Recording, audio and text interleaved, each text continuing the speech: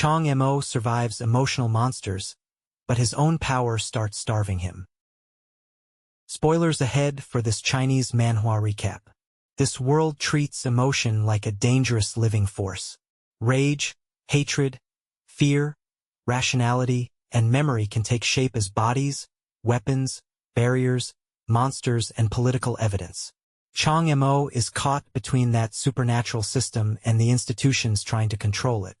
After the second hospital disaster, he is not only recovering from battle. He is being judged by government officials, hunted by cult forces, watched by allies who do not fully understand him, and forced to learn why his own emotional power behaves like something soft, hungry, and terrifyingly rare.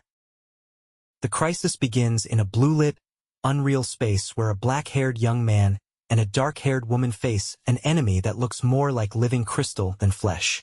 The battlefield opens into a vast void filled with floating shards, and the blue humanoid figure grows sharper, heavier, and more monstrous as it gathers power. At first, the enemy controls the atmosphere, standing across cracked ground while the smaller figures seem trapped inside its cold domain. Then the dark-haired woman releases a red, sinewy force that feels savage and demonic, and the balance flips. Red power collides with blue crystal until the enemy is damaged, pinned, and forced down. When the young man later wakes on the ground, the fight is over, but the nature of that red force remains unsettling. The focus shifts from strange battle space to a tightly controlled official meeting. Dr. Liu, a blonde woman in glasses and a white coat, sits among dark-suited attendees, while a man leads a top-secret discussion. She is bored, restless, and tempted to slack off on her phone, but someone warns her not to turn it on. That scolding only irritates her more, because she argues that emotional beings cannot be driven like machines forever. She walks out under the excuse of using the restroom, making it clear nobody is welcome to follow. Alone, she powers on her phone and sees Xiaolin has tried to contact her. When there is no response, her irritation becomes alarm, and she senses the dean's emotional monster has not disappeared. Dr. Liu's alarm becomes action as she rushes towards second hospital with red emotional power igniting around her. A long red weapon forms from that force, somewhere between a spear and a scythe, while thorn-like energy tears through the strange barrier space around the hospital. A bespectacled mustached man inside realizes the area behaves like a seal, not ordinary scenery, and that means escaping it may be impossible. Dr. Liu keeps forcing her way forward, especially when a voice challenges whether she is really going to see the dean. That question cuts through her anger and makes the rescue personal. Red thorns crash against a blue boundary, and the mustached man briefly believes the attempt has succeeded, until the barrier begins repairing itself and the danger rises again. The aftermath settles into Minghua City Second Hospital, but peace does not last. In a corridor, Chang Mo speaks with a brown-haired young patient, while two uniformed people stand nearby. The young man is focused on his left hand, saying the pain feels so intense that it could explode at any moment. His distress grows until he grabs his arm and head, collapses, and sends everyone around him into alarm. Chang Mo crouches down to help instead of backing away. A yellow spirit-like face appears near him, though its identity is unclear, and the scene turns from medical emergency into emotional body mystery. Chang Mo works over the injured hand and appears to draw or control a glowing golden thread of energy, suggesting his ability can stabilize more than wounds. The story then widens to Yanjing, where the Central Emotional Management Bureau proves how absolute its authority can be. At Arbitration Tribunal No. 1, Chun Lu is sentenced to life imprisonment for misusing emotional power in Jiaqi City, injuring 17 people and damaging public property. He protests, claims he did not mean it, and points to his Sky Entertainment position, but the blonde official declares the decision final and has him removed. That judgment sets the tone for the roundabout meeting, where the Donghai City incident is debated at the highest level. Chen Ju, Zhang Jiaqi, and Chang Mo are listed as contributors to the second hospital response, and some officials suggest medals and preparation. Lei Zhao disagrees, reading Chang Mo as a possible black chain cult plant who should be arrested. Back in the hospital, Chang Mo feels that official protection may turn into a cage. He asks whether they should escape, and the black-haired woman with blue-highlighted hair explains why that fear makes sense. The plan to use Second Hospital depended on the former director, a woman she trusted to protect Chang Mo because of his condition. But the old director is dead, and without her, nobody can predict how the great Xia higher-ups will treat him. Chang Mo wonders where he could even go if he does not align with the government. The Black Chain cult becomes a possible but dangerous alternative, since Zhao Yan now leads it and some followers may still follow the woman beside him. Then Dr. Lu arrives, and suspicion becomes immediate danger. Dr. Lu's confrontation erupts into red emotional space.